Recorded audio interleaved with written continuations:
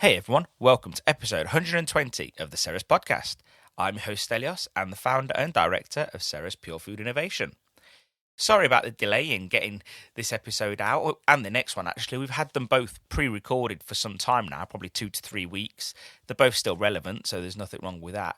It's just we all got COVID, over Christmas. All our plans went into the air. It is what it is. But hey, what can you do?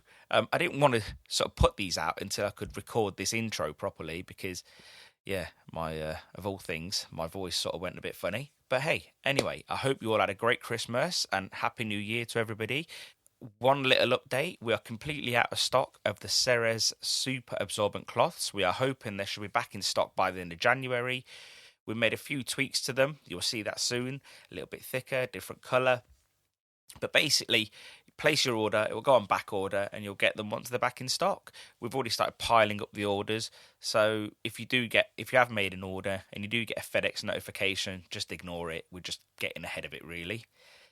As you may have noticed, we've started slotting in these adverts at the beginning of the podcast. We will never add adverts in the middle to break the conversation. So now is a great time to start a boil-out routine. You've just had Christmas, it's quieter, you can plan ahead. Oil is at record prices, frying oil especially. You'd be crazy not to have regular boil-outs once a fortnight, once a month. Just the more often you do it, the easier it gets. Everything, there's just so many benefits. Your oils last longer, the frying ranges are more responsive, and it's a bit of a new year thing. If you just say, this is my goal, here's how we're going to do it.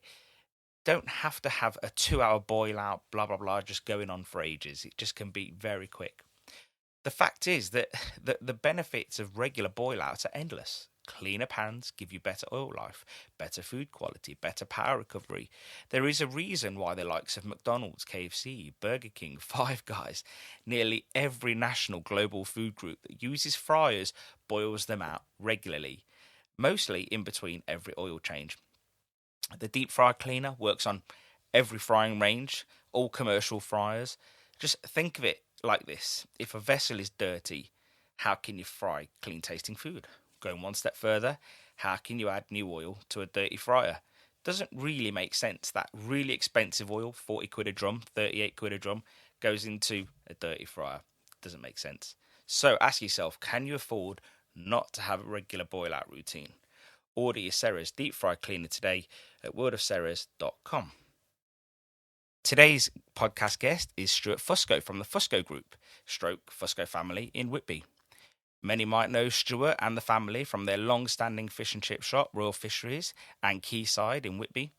I enjoyed chatting to Stuart, as I always do, about the history of their history in fish and chips and how the future is looking. A lot of plans on their behalf, and it's just always good to sort of catch up with Stuart, to be honest. And I hope you enjoy this episode. On to the episode with Stuart.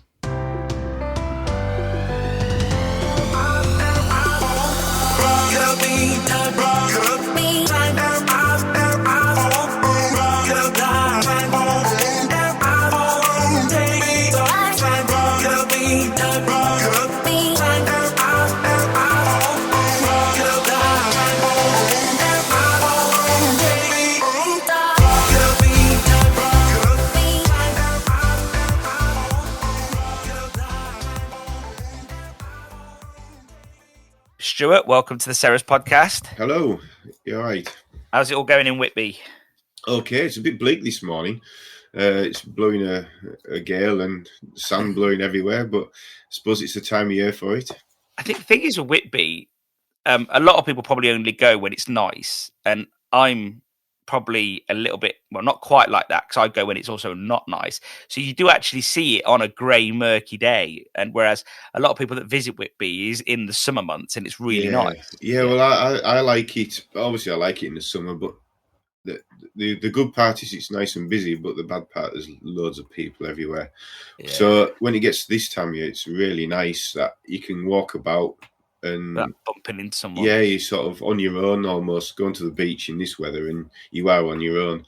The odd dog walker maybe, but it's nice, and it's a nice feeling. You wrap up and it's just sense of space and different to the summer.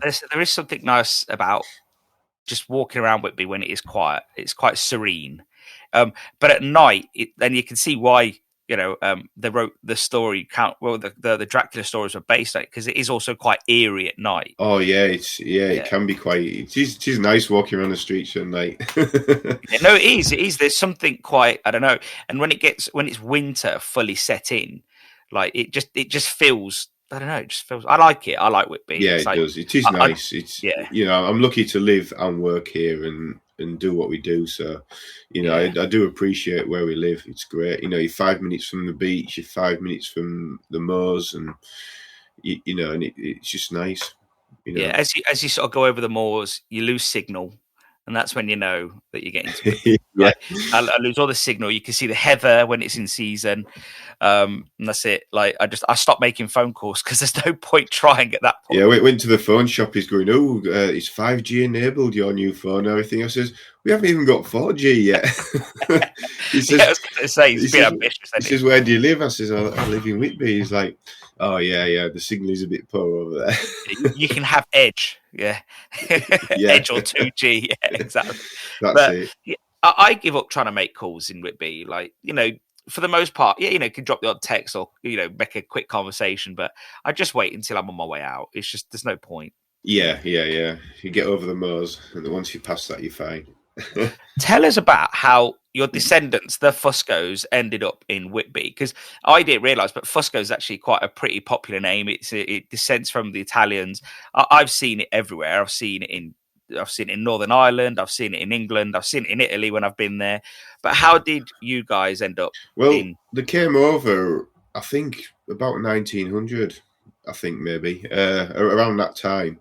And they went to work in Wakefield area in the mines, and he was a miner, so that's what he did.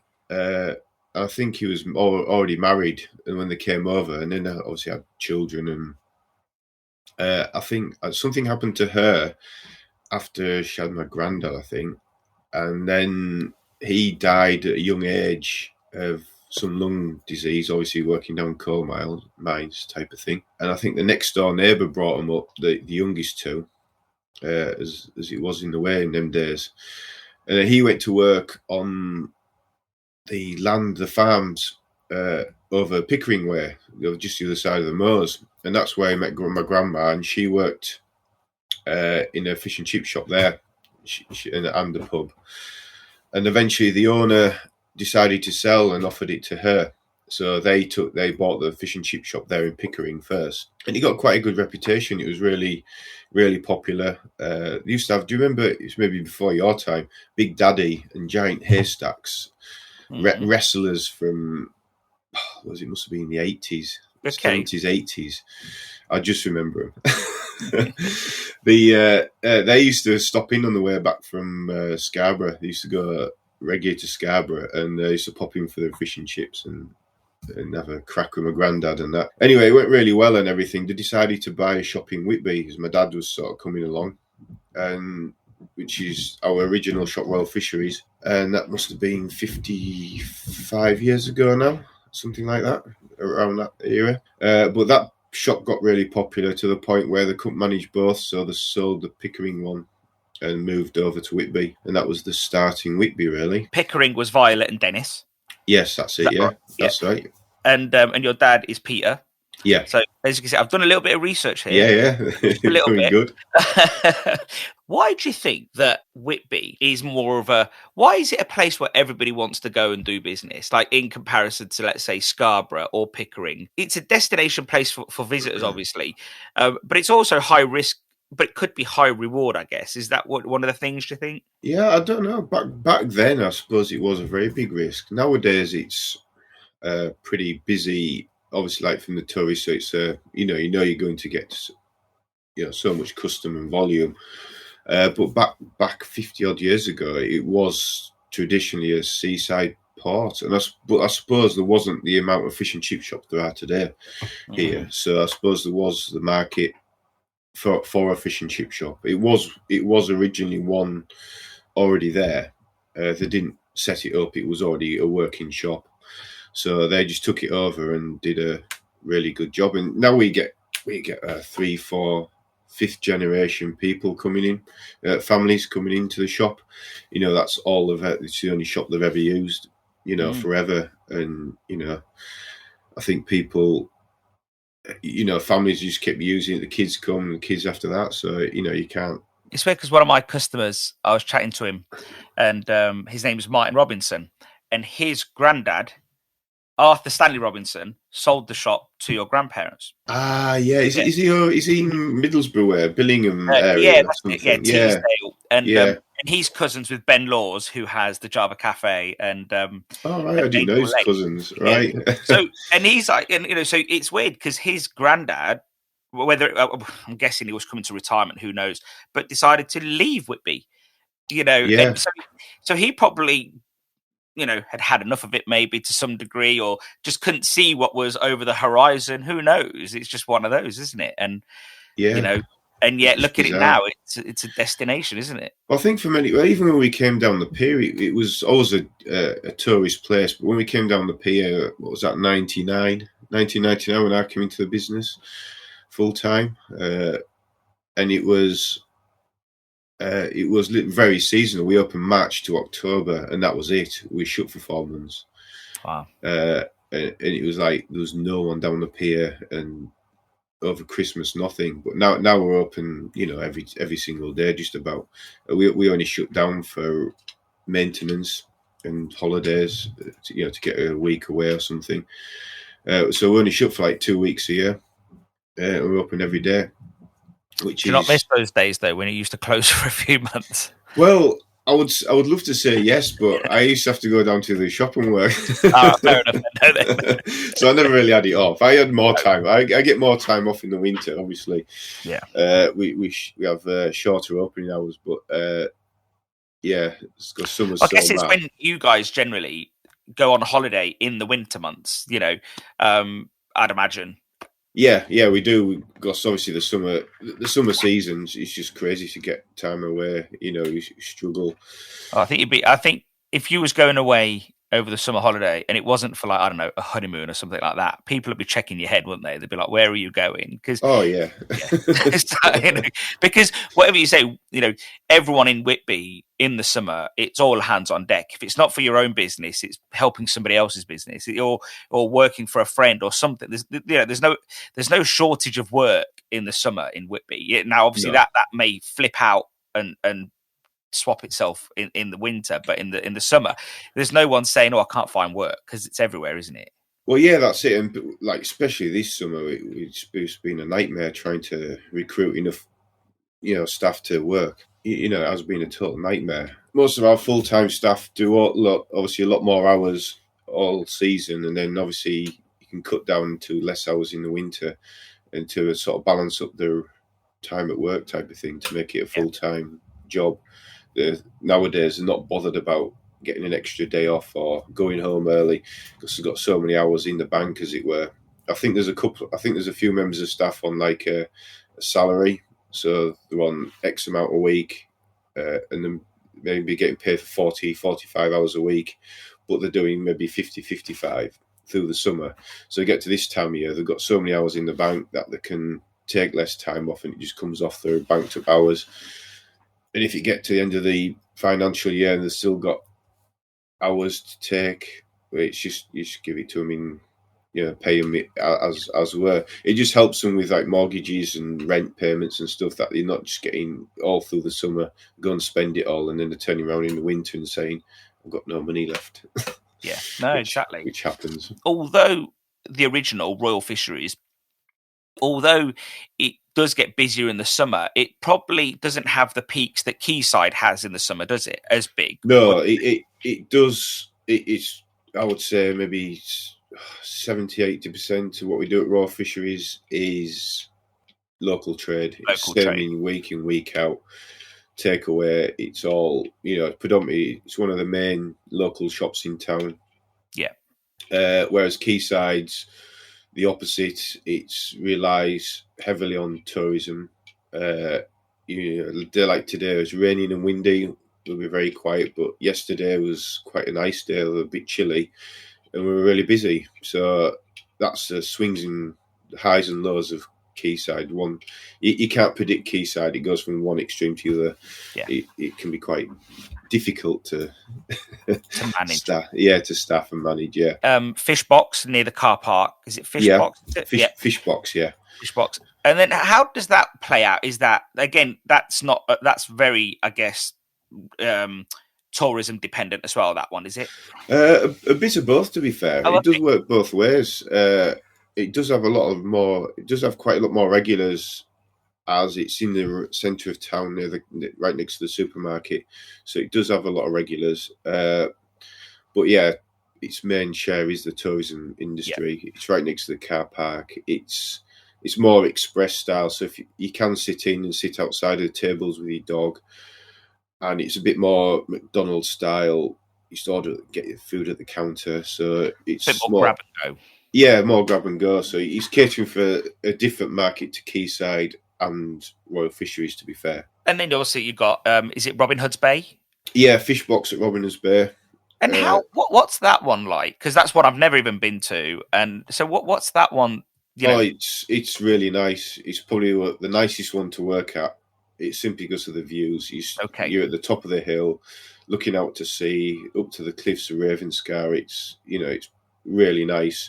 We've got a lot of outdoor seating, and it's just really popular because some people only go that far down the hill because it's a really steep hill to get to the bottom of the bay. So they'll only go that far and say that's far enough, and they'll sit and have a coffee or fish and chips or whatever, and then they'll walk back up. Or vice versa, people walking up the hill have it as a treat. They're near the top, so we'll stop here and have something. So you need to eat, mate. If you don't eat, you'll die. Yeah, and obviously there's a lot of people in Robin Hood's Bay in the summer. It's nearly all holiday cottages, especially down the bottom. So during the season, it does really well. It's very seasonal. We open a couple of days. We do like a Friday night, Saturday, Sunday, just in winter, just because it's just nothing rest of the time. The weather changes; it's quite grim. Yeah, I can imagine. In Robin Hood's Bay, but on the nice weather, it's fantastic. So it is very much more seasonal, but it's a real nice shop.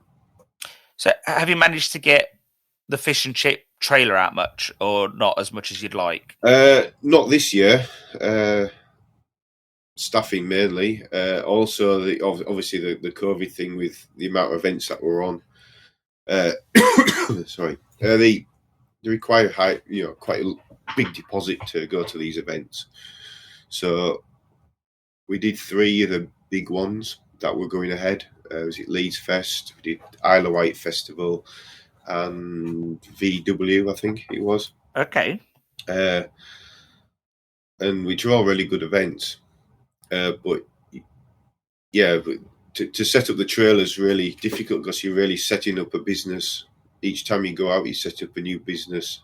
So you need everything. It needs to be self-sufficient because where you go to the Isle of Wight, you're not nipping back for, some salt sachets or something daft like that, or some more oil or something. You're basically on your own. But my brother Adrian, he's really good with that. He's got it off to a T now. We've been doing it a few years now, so he's got it off quite well. It's a pretty big trailer. How big's the fry range in that? It's a 4-pan wall range in it. It's an actual proper range rather than a mobile range. Oh, so it's not like a Smito or anything like that? No, it is a full-on proper Karemco 4-pan range. So it is. No, so it's a 3-pan range. It's got a meter. So it's a 3-pan normal as opposed to a 3-pan Smito. Yeah. Okay. It is quite a big range. Looking around a full-size 3-pan wall range, does that ever cause any issues? Yeah, it's heavy. I think the trailer weighs about 3.5 ton, so it is on a sort of weight limit. But the lorry pulls it, so we've got quite a big lorry that pulls it. When the lorry and the trailer are on, it's as long as an HGV, Class 1 HGV. Really? My brother has a Class 1 license. It's not a small affair then. This is not a small affair then. This is, you've got to be doing large events. Yeah, the logistics. Yeah, that's it. It's geared up to do large numbers. It's not it's not for like a wedding of 200 or whatever. It's not worth taking out. This is to go to big festivals and to hit it hard with a large amount of staff and turnover. Yeah. So it works well, but it's everyone thinks they all want to offer to go to the festivals, and it's like, well, actually, you will be working like 18-hour days, 19-hour days. Yeah, I can imagine. And how does it usually work? Is it a pitch fee and you have to put a deposit down? How does it usually work with these festivals? Yeah, you put a deposit down. Obviously, we're a member of. There's like catering management companies that run the festivals, and I think there's two main ones. My brother knows a lot more about this side of things than I do, but basically we're within with one of the catering companies, and they get these festivals, and they offer it out to you, and you pay a pitch fee, which are quite substantial. So it's not like you won't turn up type of thing. You need to turn up and make the money. But yeah, they can be very lucrative. Obviously, if the weather turns and everything else, it can be not so. So it is a bit of a gamble. And I guess one of the downsides with fish and chips at these events is that you're selling, a high premium, high carbohydrate product. It's and a high protein product, and you can't just, you can't thin it out. It's not like noodles which stand there for ages, or donuts that you can sort of, have a little machine knocking out. This is a high skill product, and also an expensive product, if we're honest. So you need to really knock out those numbers, don't you, I guess? Oh, yeah, definitely, yeah. Like you obviously charge him, but that's obviously because you're paying the pitch fee in the first place. You get told what to charge with everything, really, I think, just about. Oh, okay. Not always, but so everything's sort of balanced out, so you can't change it as well, because they say you just, that's what you're charging. And it's fine, because obviously you make the money. You definitely make the margins, because it's usually slightly over what you would charge. But it usually works well. But it is a lot of effort, but the rewards can be good. Tell me a little bit about working within a family business. I know firsthand how challenging it can be. Very rewarding, but also quite challenging. How do you all steer each other? There's is it 4 siblings and your mum? Yes, that's it. Yeah, there's 4 of us. We're pretty lucky, and we all sort of have separate skills, really. I predominantly run Quayside, is my main day-to-day job, as it were. Adrian's very much in the office. He prefers to sit in the office rather than be on the floor, and vice versa. So that works really well. And also, he takes it out to the trailer to the catering event, the festivals. Raymond, he fries. He sort of does a lot of our maintenance, but he also fries a lot in all the other shops, covering days off and things like that. So he's sort of always busy doing different places, so it keeps him busy anyway, covering days off and days sick and things like that. So he's always at it. Maria, she's in the office, but obviously she's at the moment keeps having children, so she's in and out of work, as it were. Work from home and all that. So, and obviously my mum, she oversees everything. She does a lot of the HR as well, so still, although she's starting to take a back seat, trying to talk her into it anyway. Yeah. See, because by having sort of defined roles, that sort of helps everybody from stepping on each other's toes, I guess. Yeah, exactly. So I think we tend to get on better, and we are quite blunt with each other. We do, if we have got a problem, we usually just say, and then it's out in the open, done and finished with. And we're not ones to dwell on it or anything. Because we're all going for the great good of our business. So because we're all going in the same direction, want to be there, we might have different opinions, but we essentially know that we're all trying to go the same way. So we work together really well, to be fair. And then, how do you stop it from, or if you wanted to stop it, that is, but how do you stop it if, I don't know, say you're having a party around your house, it's one of your kids' birthdays, and then you're sort of around the cake or, having dessert or just whatever, and then next thing you know, it's like, oh, did you see what happened with this staff member? Or did you see what happened that happens all the time. It usually ends up going to work all the time, which sometimes annoys my wife. But yeah, you see, there's two schools of thought. Like, I've been around someone's house, and he says, "Look, we never talk business around the table, never." Like, it just, he was really religious about it. He just said, "Look, I've been doing it all day. I just want to switch off. Like, I don't want to talk about business." Yeah. But, and then there's another school of thought, which is, well, the business provides for everything that's on this table. So I'm not really. We're like, well, it's more of a way of life than anything else. We spend a lot of time in our business, and we've obviously got a lot invested into it as a family.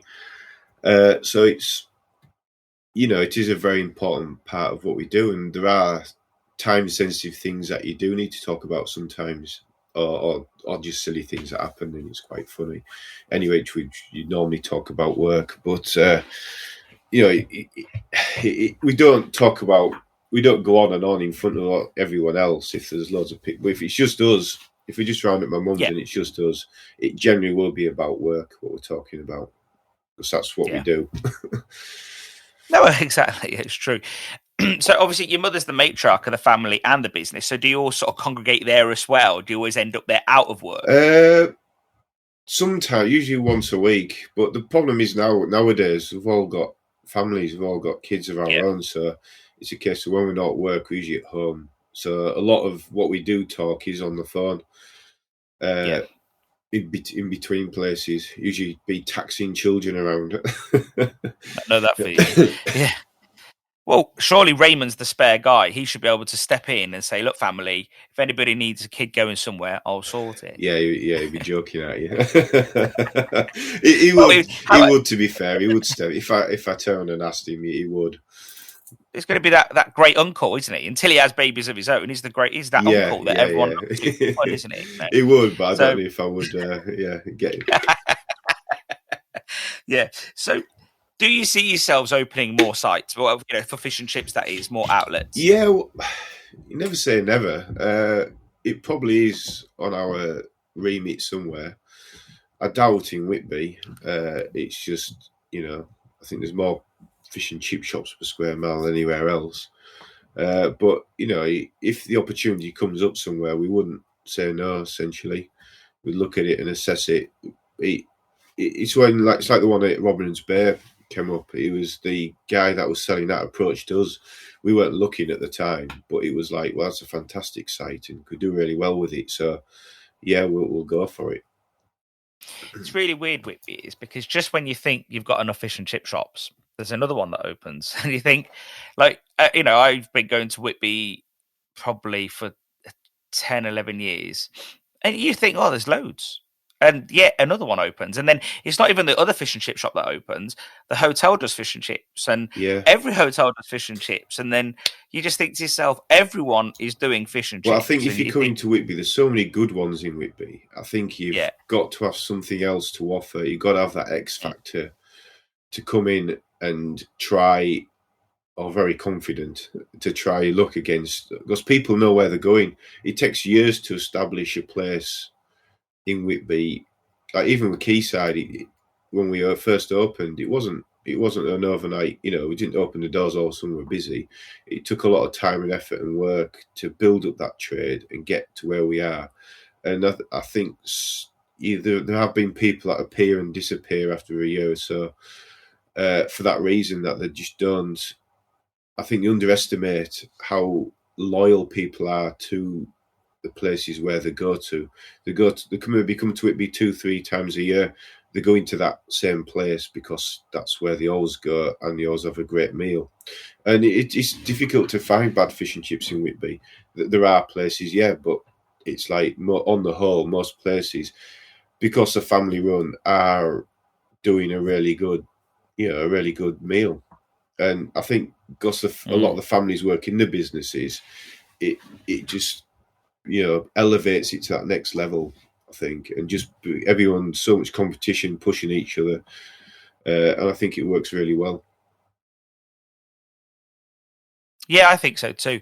What do you think the difference is between the likes of Whitby and, let's say, Scarborough, which is just down the road? Whitby seems to have this elevated status in some ways. Yeah, well, I think it's exactly what we said. I think because a lot of the owners work in the shops, and I think it's less price point. I think it's more that we charge what we think is reasonable for what we do. We don't just go and get the. I'm not saying they're doing Scarborough, but I'm just saying some shops go and get the cheapest products, the cheapest, cut corners right, left, and centre, and try and dole out massive portions at cheap prices. And that works in some places, but Whitby doesn't. People would rather pay a bit more to get a decent fish and chips, and really enjoy it and think they're fantastic.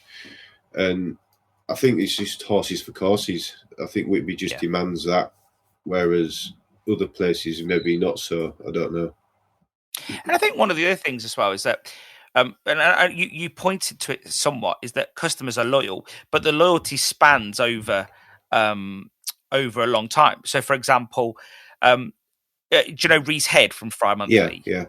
So a few years ago, he opened a fish and chip shop in Eastbourne, and he opened it up. It's in a very seaside place, and he's in his first year of first summer, let's say. So he goes up to this lady and says, "How was your meal?" And she says, "Yeah, great." And he's like, really fantastic, because it's a tough year. It's his first year open there. And it was just, it beats you down, especially at the beginning when it's quiet, Yeah. So he says to the lady, "Well, great, we'd love to see you again." And she goes, "Yeah, I'll see you next year." Yeah. And it was just like, oh my God. But that's your regular customer in a seaside town. Yeah. They're coming regular to you.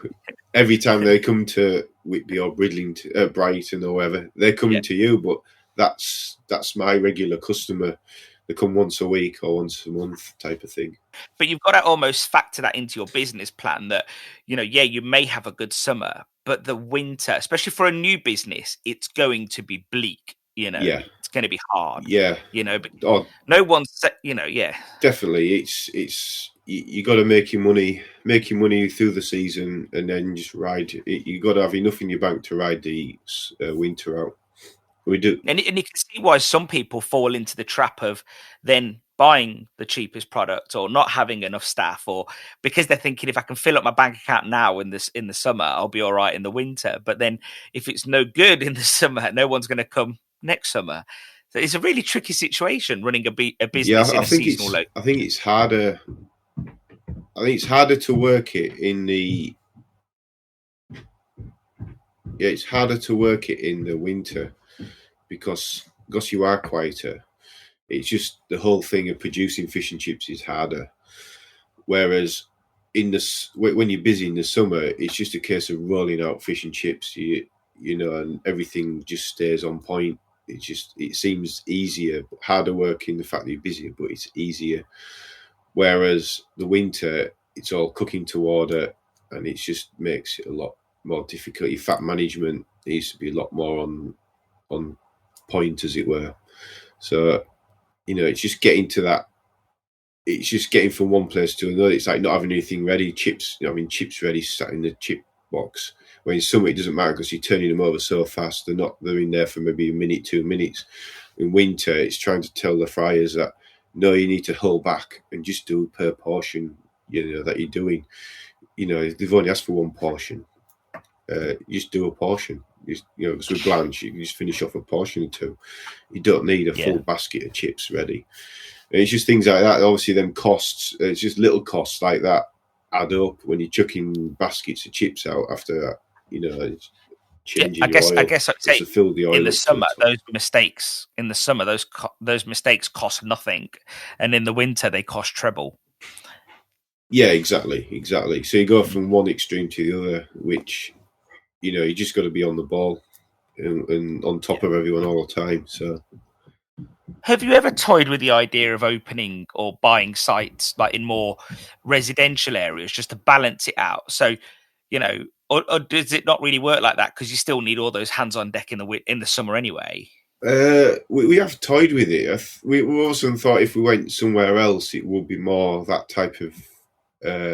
It'd have to be that type of place because it just doesn't. Whitby's obviously full of shops anyway, so you'd be going to a different place, different town, and obviously that's maybe back to Pickering. Yeah, move more that way. I don't know where's good. Middlesbrough. Oh, Pickering and Moulton are really nice places, to be fair. Like, oh yeah, definitely. See if they're busy enough.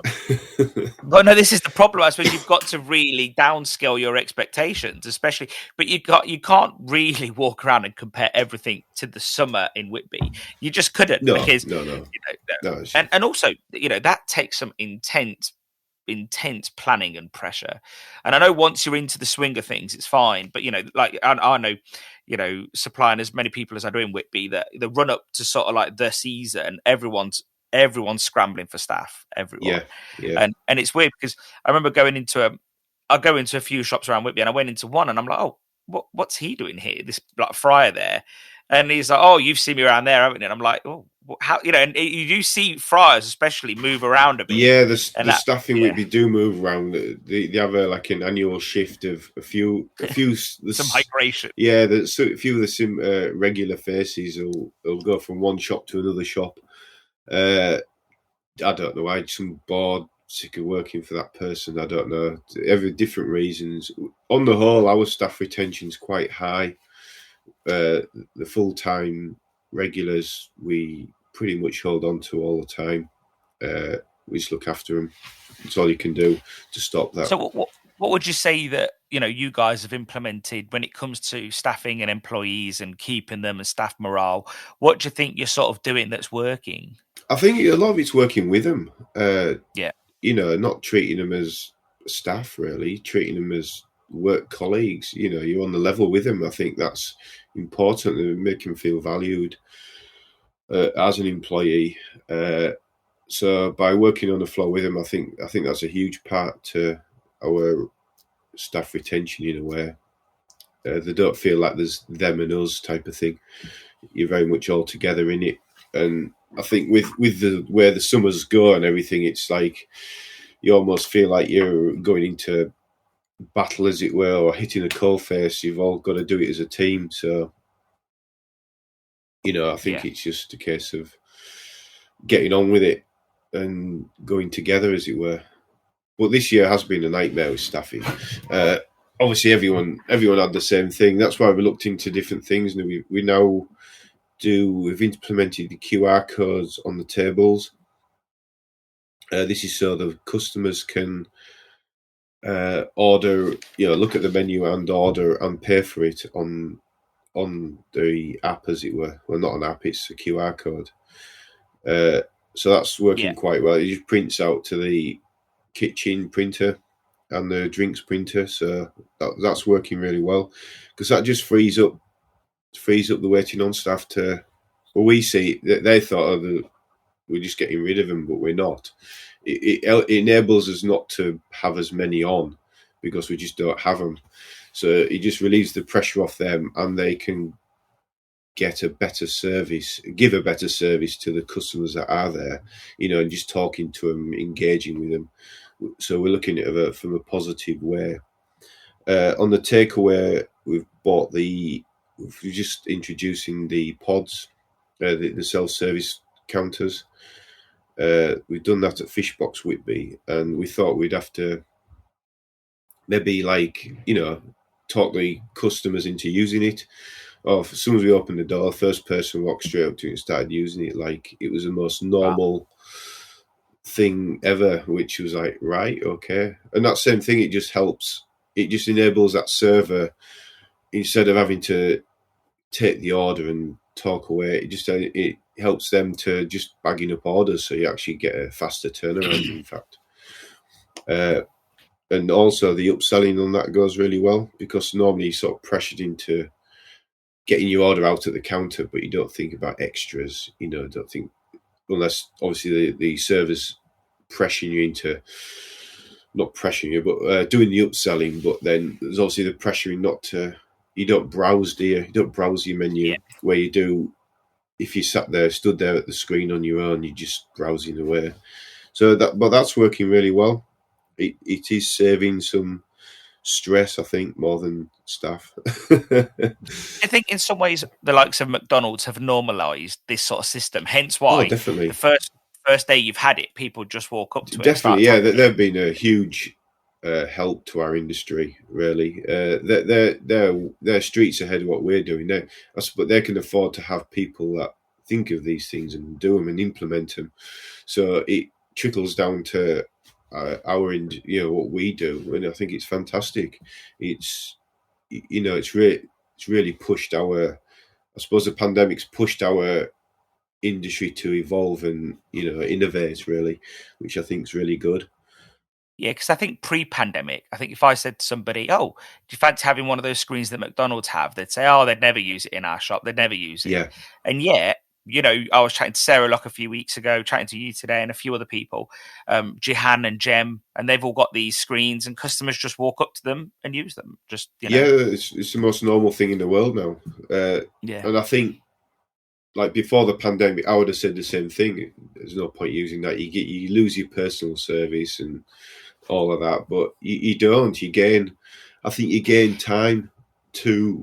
Yeah, and I think from a consumer point of view, I know I may miss the personal interaction, but I get a better personal service. And I think because when I go up to the screen at McDonald's, I can upsell or cross sell and build a burger that I like without anybody looking at me with a funny look.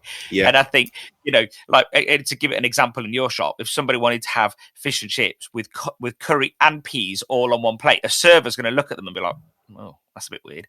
But if they do it on the screen, like there's no shame. They can order what they want. We know it straight away on the screen that people are adding extra sides on, because you get like your fish chips and peas, but like we wouldn't add like onion rings and gherkins and pickled eggs, and the people order all sorts. Just keep adding and adding.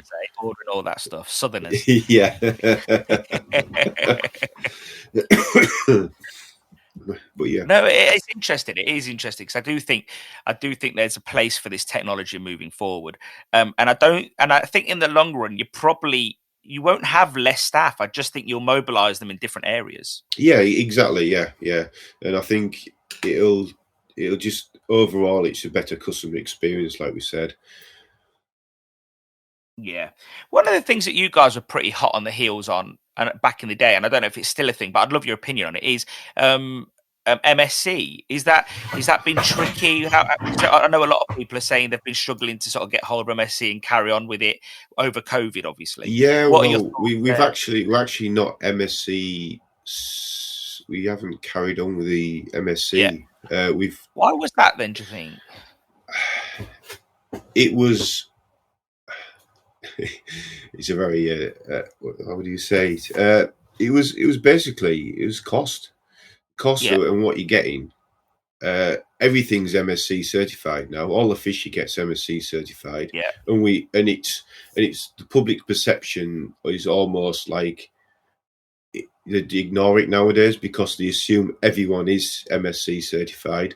Our fish that we buy in still is MSC. We only buy MSC fish because I think that's all you can get really anywhere. But we are make a conscious decision, choice that it is MSC certified, and we actually we've joined up with the MCS, Marine Conservation Society, because that's more on the welfare of everything in general. It's about packaging and it's about the fish packaging, the whole environmental issue. It's not just about fish stocks.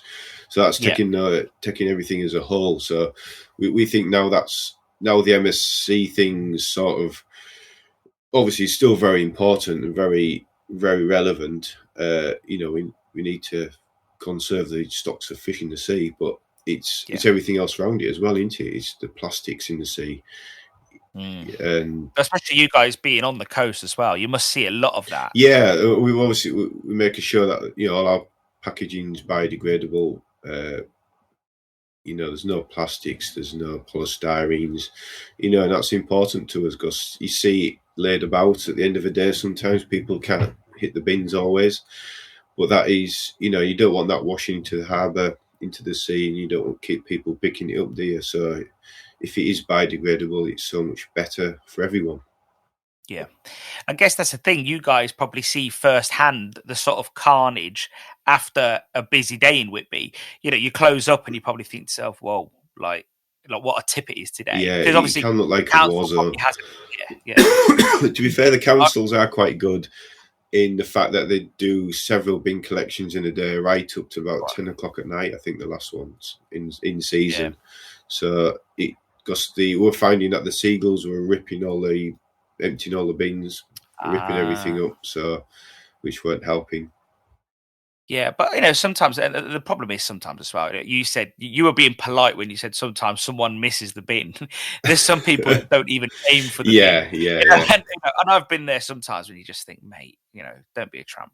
And I guess this happens everywhere, wherever you are. It's not exclusive to Whitby, but we're talking. It's when they stand next to the bin, opposite, over the road from us, stand at the fish sheds there, eat their fish and chips, and then just leave them. And the bin's less than 6 foot away from them, and it's like, can you not get it in the bin? And they were going to walk in that direction. Yeah, it's just crazy. It's just why can't you just put it in the bin? It was just rude, isn't it? Really, it's just manners. Yeah, I think it is, and I think they probably just see it as it's not my problem, it's someone else's. But like you said, the bins are there; they're half empty because someone's put everything around it. And if it is full, put it nearby, and the council person or the cleaner will sort it. But no, I do think this is half the problem. It's just people in general, and that's every seaside place I've been to be honest. You guys have been pretty busy though lately. You had Britain by the beach there last week, and now you're on the Ceres podcast. So that's like quite a big deal, really, isn't it? Yeah, we're doing a bit of PR at the moment. Yeah, it was quite good meeting Anita Rani. Yeah. That's good, isn't it? Because again, you're sort of putting Whitby on the map. You're putting fish and chips, in the forefront of people's minds. And do you sort of see that you are a steward of the fish and chip industry in some ways? Yeah, definitely. Fish and chip industry and Whitby. It's not just about promoting me. It's about promoting the town and our industry. We take that quite seriously. That to keep the ball moving, as it were. Although it's popular, fish and chips, and Whitby's popular. You need to keep that momentum going, and it's easy to keep momentum going than starting it from stop, as it were. We all say this to the tourism group, saying, "Well, we don't need." I think the council, we don't need to spend the money in Whitby because it's already busy. But it's like, well, it won't always be busy if you don't reinvest that money and keep pushing it. So it's good that the TV companies have been really, I think finding Whitby very popular this year. I think with lockdown and everything, it's not far to go, and it's a very much a popular place to visit. So it's been good. See, I'd love to already be in Whitby. I'd love to. I think. See, if it was me and I was planning a trip to Whitby, I think I'd be coming up at 7-8 o'clock the night before. There's no way I'd embark it on the same day. If I've ever had to drop some stock off to customers in Whitby, I leave my house at 4 a.m. I get there for 7, maybe 8. Yeah. And I'm on my way out by 8:30, 9 o'clock. You just see the queues tailing back even that early. Yeah, in the season, it's crazy. I'm lucky. I go to work early, finish late, and I miss all the traffic. I bet you do, yeah. Yeah, but I bet your wife, who's doing normal things, taking the kids places, I bet everything takes double. Yeah, well, she just avoids the centre of town most of the time, to be fair, because of just the traffic is just a nightmare. She hates it if she has to come down the pier for something. To pick something or usually drop something off for me that I forgot. Yeah, that sounds more like it. That sounds definitely more like it. But the one amazing thing about Whitby that has always struck me is that when you're coming down the keyhole steps, it smells of dripping immediately. Yeah. And then if you don't want to smell dripping in Whitby, I say, you've got to go to the top of the pier and just hang off slightly. Yeah. And then you can smell seawater a little bit. But, I say this. We moved on to oil just before lockdown, and we didn't say anything to anyone or anything. Yeah. Not one person said anything. Really? Not noticed. So you think it's weird, isn't it? Because years ago, the similar thing the other way around. So we was always a fry mac shop. And we met Mark Petru. This was before I started Ceres. We met Mark Petru, and he was like, "Oh, I use dripping." We were just really intrigued about dripping, so we started using dripping in what was a vegetable oil shop. Yeah, and we didn't tell anybody. We just thought, let's just keep our head down. Let's just try it for a month. and like 3 or 4 people were coming in and saying, "Oh, it's just like fish and chips at the seaside." These were regulars, Yeah. And it was weird that perception for whatever it was. But it's weird that you're saying the opposite thing, that they actually. Yeah, well, Royal Fisheries is still in beef dripping. We changed because we're getting people every single day asking if is it vegetable, is it vegetarian, and stuff like that. And it's like, you got to be quite, have to start listening to these people coming in. So we just did it. I spoke to a couple of other people that have made the change over the years, and they said, just don't tell anyone, just do it one day if you're going to do it. The minute you advertise it, everyone starts moaning, kicking off, and not complaining, but just not happy. But no one said anything. No one's noticed. The people come in, they ask if it's vegetable oil. Yeah, that's fine. No problem. Well, yeah, and talking to the fact that some people have made that change. Like if you look at cod scallops, I think it was either late last year or early this year, they moved over from dripping. Tell everyone, it was all over Nottingham Post. People were screaming on their social media. Yeah, and I don't know if that was by design, to create a bit of a viral thing. I don't know, because they're very good at getting their story to go viral. Yeah, but it was just like nobody was happy. Like that was it, and that's the vibe I got of the people that have told everyone that they're changing and simply didn't get a good vibe. And so I thought, I didn't want to start chucking ripples in the water as it around Whitby when he changed. So I just done it. And then I think we did have someone not long ago actually mention it, because we have it on the chalkboard, where our potatoes and fish are from and everything, that we also cook in vegetables. So many people at sunflower oil, because so many people ask us. And one of the regulars that come in, my regulars that come in maybe once a month, said, "Oh, how long have you just moved into sunflower oil?" "No, I've been doing it for 2 years now. I've never noticed." So it doesn't affect the taste. So it does. It's people's perceptions. Did you have to change anything from your frying style? Because obviously when you fry with dripping, the way that dripping is, it's highly saturated fat. It makes the product quite crispy naturally, even at lower temperatures. So did you have to increase temperatures or thin out your batter? No, we've always fried at a really high temperature anyway. We always fry about 182, 184, around that. And we use that high oleic sunflower oil, and it just behaves the same. It's just exactly the same. So we've literally not really tweaked anything, really. We just carry on. And it lasts, in terms of oil longevity, I guess in the season, that's probably not an issue. But out of season, have you noticed that it lasts less or anything? Yeah, it does last slightly less, but you're talking a day, so it's not mega different, really.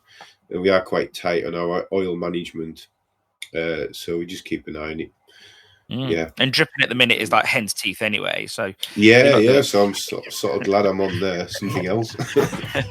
Well, although you are glad you're on something else, but you're paying through the nose for it, no doubt. But everyone's paying through the nose for everything at the moment. Yeah, that's a whole other issue, isn't it? My mate always used to joke and call me Pablo Escobar because I sell white flour. And I said, so actually at the minute, if we carry on the way we're going, the prices ain't going to be too far off. It will be more expensive. But no, it's just, we're going through an inflationary period. It's going to be a bit tricky for a while, but I think, we'll fast forward in 2 years and think, phew, we made it through that. Yeah. And you've probably seen a few times like that over the years. And, you've been in the business since 1999. We've been through this before, haven't we? Yeah.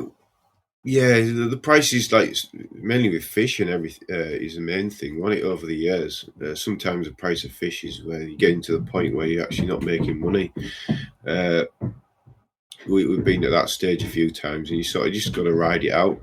There's an end to it. There's always an end to it, and with the price of everything going up, we just had to obviously put money, put the prices up accordingly. And to be fair, I think we've had one person add them on.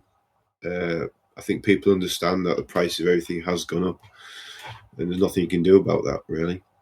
I think the good thing about the current situation, well, it's a silver lining, let's say, is that people's shopping has gone up in the supermarket. So, if they were always spending £90 a week, it's now £100 a week, and they see it there. So they're less likely to come to you and say, "Hey, why are you ripping me off?" Like, that they see that everything's gone up. Diesel is gone up. Yeah, and I think in the news they're very much going on about the cost of logistics and commodities, everything. Brexit's caused everything to go up, and pandemic, everything in it. So I think on the scope of things, it's not. It is what it is, and that's it. Mm. Have you tried to do anything else as a business, as a family, to sort of counteract the inflationary increases? Have you tried to sort of make your portions a bit smaller, or was it just we're just trying to sort of cut down costs. Obviously, as a business, you always are doing that anyway. It's no point chucking it away, is it? But it's something we're always looking at and always trying to, you're always trying to be more efficient and better at what you do. So it's not really, and the portions, everything. I think people expect the fish and chips from Quayside or raw fishes as and when they always come. So to start cutting down on portion sizes and stuff I think it's really a no-no. Yeah. Yeah, no, completely. I get what you mean completely. If you change their expectation of what they're getting, they'd probably be more upset. Whereas, if they know they come in every week and they buy 2 cod, 1 chips, let's say it's a local, and all of a sudden they need a bit more, they're going to think, "Oh, a minute, that's not right." Whereas if you just put the price up, it's 30p extra. Okay, it is what it is. Yeah, that's it. Yeah. If you're just putting the prices up, it's nothing else has changed, and you're still getting the same quality product. And if that's what if it's too much from, have to look elsewhere. But I think everyone's, I think we put ours up, and I think next week everyone else in Whitby's done the same type of thing. So it's not like we're in a market where it's all too price sensitive. Everyone's there and thereabouts, really. So yeah, no, exactly. And I guess everyone's dealing with the same costs, and but I don't know, Whitby doesn't strike me as one, maybe I'm wrong, but Whitby doesn't strike me as one of those places where consumers walk past and think, well, that's 10p cheaper, I'll go there. Now, I do see that with the likes of, I don't want to be making fun, but, the likes of Skegness and Scarborough or Bridlington, people are a bit more cost conscious. Yeah, you do get them, but on the whole, they don't. We found, especially this at Robiners Bay, they just don't look at the price, whatever. And it's just a case. I think credit cards and that have made that more so nowadays. Like if you're taking it out in pound notes and out of your pocket, it's a bit different just tapping the card on the top and going. Like I do it myself. I walk out and I was like, I don't even know how much that was. I didn't actually see what it was. It must have been under 45 because it went through on the time. Yeah, well, I do it all the time. Like I'll go to wherever, the local shop, the co-op, whatever. I just tap it with my phone or my card or my watch. I get in the car and it ping. I get in my car wherever I'm going, or it pings on my phone and it's like, I don't know, £16. Like, what? That was 16 quid. Exactly. That's right. And then it's like it's delayed shock. And I didn't even look at the till because they were trying to talk to me about something. So I thought I'll avoid conversation. That's I think because of that, people just don't. I think you get less of that nowadays. People just do it. Obviously, you do get people looking and they want to go next door because it's 5p cheaper, and it's like, well, fair enough. I think that is probably going to be either a local or it's also going to be an older person who's a bit more, let's say, money savvy. But for the most part, the younger generation that are coming in and going contactless, I'd be surprised if they even know what anything costs, if I'm honest. Well, yeah, my kids don't know what anything costs. No. Well, that's because you paid for it, that's why. Yeah. So can I have a £5? Can I have a £10? What for? My son said to me today, because I get him to help me pack off boxes every now and then. We've got a special deal in place. He's been on strike for a while because he's negotiating a double pay increase. Yeah. Now, bear in mind, Stuart, all he does, he's 7, and all he does barely is pick up a flat box, open it, and hold the sellotape. Yeah, that's it. Yeah. I believe that 50p is very generous for that service. Yeah, that is, yeah. Yeah, he seems to think that he deserves £1. So I said to him, why do you want £1 a box? He goes, because I want to buy the Lego Death Star. Do you know how much that thing is? I had my son, Alex, was he 13 now? He came to do a few shifts in summer in the pot wash. I think it was because he was bored at home. He's a very keen sportsman, cricketer, but there's a few days where he wasn't doing anything. So he said, "Oh, I'll come to work if you like, Dad." I said, "Oh yeah," and he, more hands the better. Yeah. And then it was about 2 hours. Said, "Can I have my lunch now?" No, you can't. Well, it's like 2:00. It's like, no, too busy, have to wait. And then he has his lunch and he says, "Can I go and have some ice cream?" And he's like, "Oh yeah, okay, go on then." And then he wants pain. Yeah. How does it? Do you not like number one? There's a sentimental thing. How does it feel like now you've been in this business, you've gone through it, and now your son is coming up behind you? So there's a sentimental. How does that feel for you sentimentally? It is nice, yeah. It was nice that he was at work, and it's good to see him. Like he's tall now. He must be. Well, you're not exactly sure. No, I think he's only about 6 inches shorter than me now. Oh, but he's he's going to be a big lad. But yeah. He did well. I didn't have to do any. He's obviously been in the shop and knows how everything works and the whole system works. So it was just a case of getting some overalls on and he just go on with it and did it. He was only doing pots, so he's taking them out and stacking them and doing everything. It was just quite funny because the guy in the pot wash that runs it, he's Alex came over to me and says, "He's not very organised, is he?" I'm like, "No, you maybe want to help him and try and point him in the right direction." So, he's obviously got them supervisory skills built in. Well, I think that comes built in, doesn't it? Like when you share the same last name with someone who owns the business, all of a sudden everyone's got, "Oh, I can do this better." Like, my nephews do it all the time. They're like, "Oh, did you notice that we could do that like this?" And I'm like, "Yeah, tell my brother." Like, I don't want to know, But I guess also, does it not make you feel like your mum and dad? Like now that you've got your son in the business to some degree, do you not find yourself saying things and think like, "Oh my God, like I can't believe I just sounded like my dad"? Oh, I am a dad. I am a proper the stuff I say is a dad. I am a dad all over. I'm embarrassing dad. The jokes, everything. Yes. I do it just to wind them up. Oh yeah, I think I do half the time. I just do that anyway. Well, look, if you're not winding up your kids, something's wrong. Oh yeah. So tell us a little bit about Fusco Brothers Gelato. Tell us where that's come about. Yeah, well, that we got the ice. We got our bills from the ice cream people. We used to use 2 different companies for our ice cream for everywhere, and we sold quite a bit of ice cream at Bay and Quayside. We have a kiosk, and it was just quite a lot. It's quite a high number, and it's something I've always fancied doing, is doing our own. And I looked into it about 5 or 6 years ago, but then decided I just don't have time. But I thought, me and Adrian were talking, thought it was maybe a better time in my career, as it were, to start doing that. So, yeah, we decided to look into it. It was just before lockdown.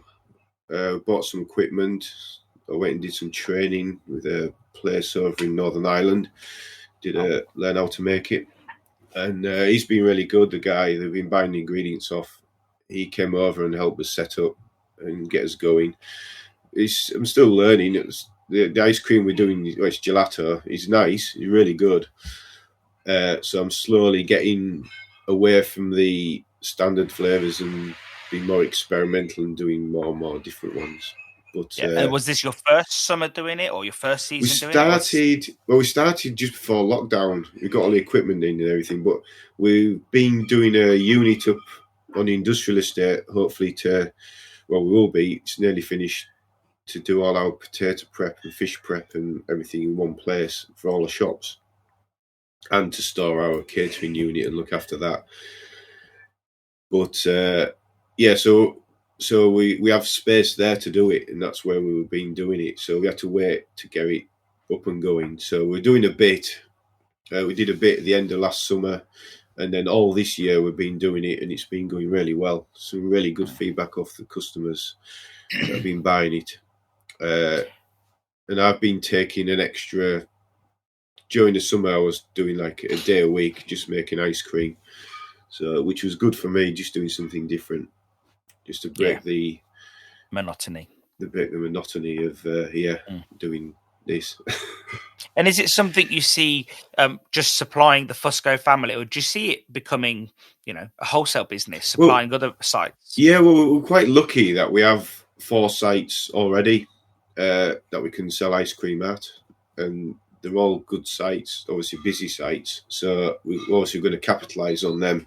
But long term, I think we are looking at maybe doing a bit of wholesale as well and selling out.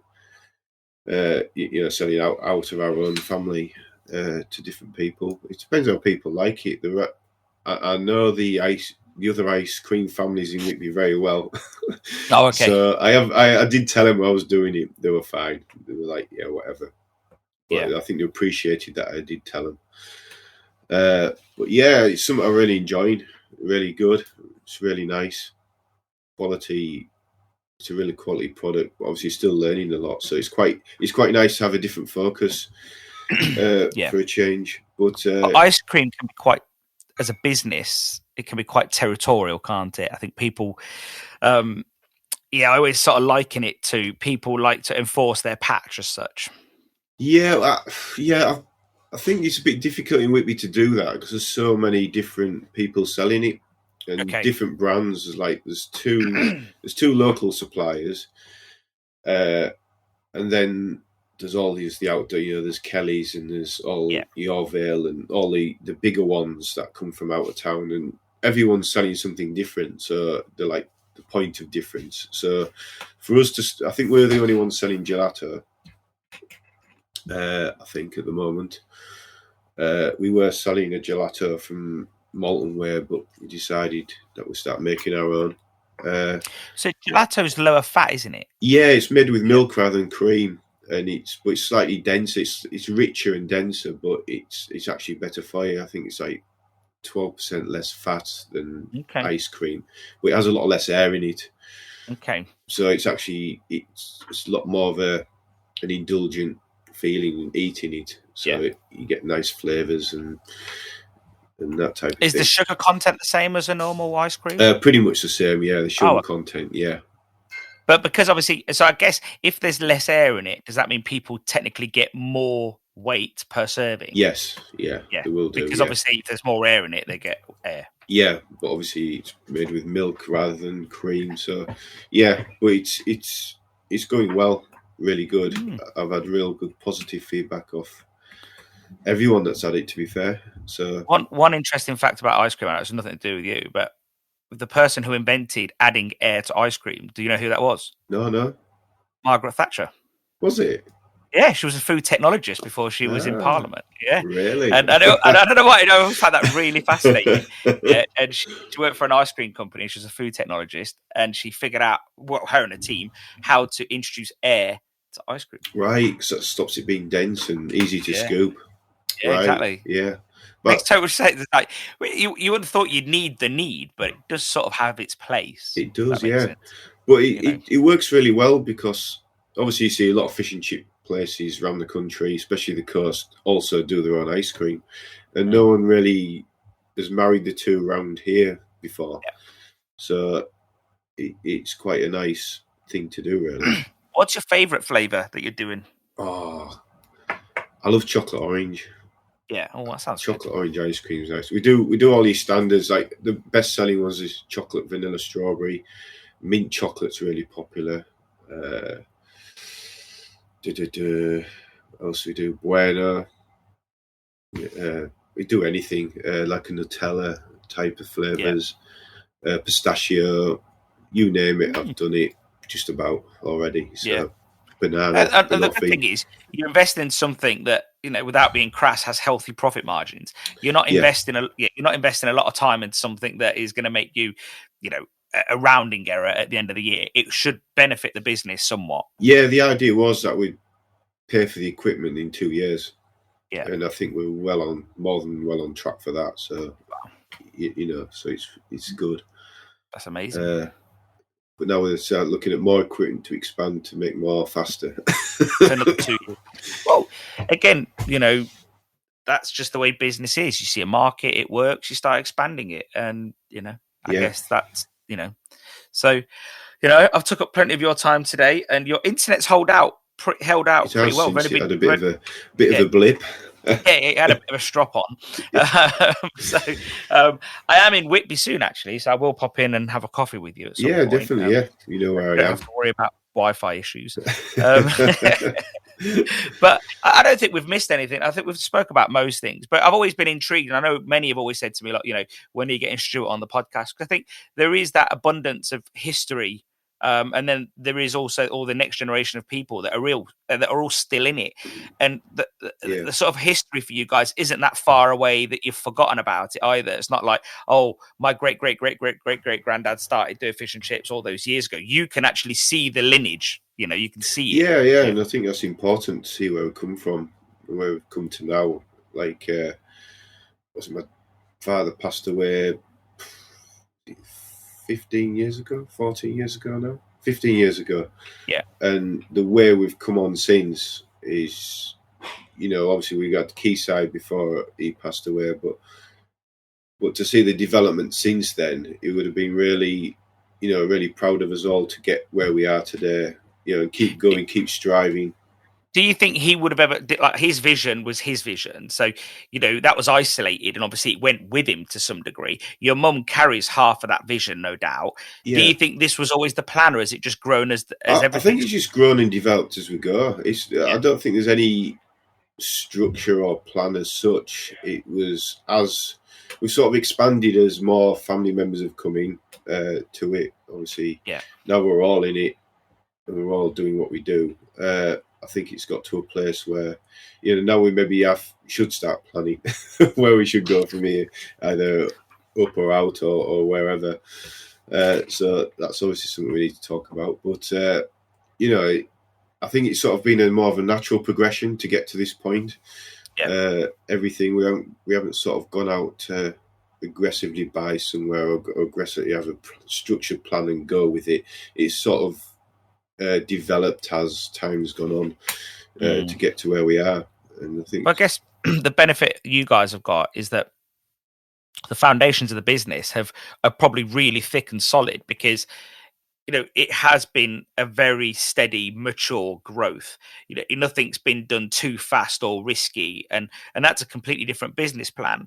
You guys have got that solid backbone behind you that can weather a few storms. Yeah, exactly. Yeah, and by just consolidating what we have before we move on, it's obviously helped a lot, and obviously helped us through this lockdown type of thing. Because obviously, when we were shut, like all our businesses were shut for a while, and then we started obviously reopening the local shop first and everything. But Quayside was shut for quite a while, and to weather that storm wasn't easy. It was like, I wasn't getting paid. So it was just a case of go with it. And we're lucky that when we did get up and we got busy and everyone wanted to come out. So you were in there doing pan cleans when you was over lockdown, weren't you? You was doing I was getting your pan cleaning stuff off. That's what I was doing. Yeah, that was my days. Just text me, look, I just did. I was like, wow, he's excited. Yeah, I was. Because I was sick of being at home. I needed a bit of peace and quiet to come to work. I was sick of three children. Imagine that, yeah. So this is what people don't get. So when we were trying to develop the product, this was probably it was lockdown 1 that made me go back to the project. So I started it before, and then I finished it in lockdown 1, and I launched it in lockdown 1. But then I went out and tested it in 10 shops, yeah, and then took photos and everything. And someone was like, don't you want to be at home? And I was like, no, like I can't be at home anymore.